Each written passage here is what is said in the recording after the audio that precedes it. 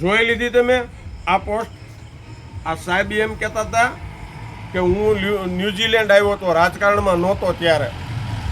તો હવે તો એ નથી સમજાતું કે મમ્મી બીજાના ઘરે વાસણ ધોવા જતા હતા અને પપ્પા ચાની લારી ચલાવતા હતા, અને આ ભાઈ પોતે ટ્રેનમાં ભીખ માગીને ઘરનું ગુજરાન ચલાવતા હતા. તો આને આવો તો કયો ટાઈમ મળી ગયો કે ઠેઠ ન્યૂઝીલેન્ડ જઈ આવ્યા? એટલે આને કોણ લઈ ગયું છે હાળું? કે ટ્રેન જતી હશે ત્યારે આ હાળું સમજાણું નહીં.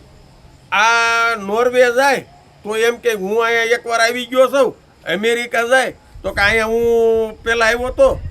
ચીન જાય તો કે ચીન હારે તમારે ઝાઝા વર્ષોથી સંબંધ છે. તો આની ઉંમર કેટલી છે? આ કોઈ અંતર્યામી છે? કોઈ હનુમાનજીની જેમ ઉડે છે કે શું કરે એ નથી ખબર પડતી. આ ન્યૂઝીલેન્ડ ગયા એટલે ત્યાં એમ કીધું કે હું અહીંયા રાજકારણ પહેલાં આવ્યો હતો, રાજકારણમાં નહોતો ત્યારે. તો હવે જો મમ્મી પપ્પાની પરિસ્થિતિ પહેલાંથી ને ગરીબ પરિસ્થિતિ હતી અને પોતે સ્વીકારે છે કે હું ભીખ માગીને મારું ગુજરાન ચલાવતો. પછી આ જે અત્યારે રાજકારણની જે પ્રેક્ટિસ કરવાની હોય ને એ બહુ મોંઘામાં મોંઘું ભણતર છે, મોંઘામાં મોંઘું. તો આણે આ ડિગ્રી ક્યાંથી મેળવી?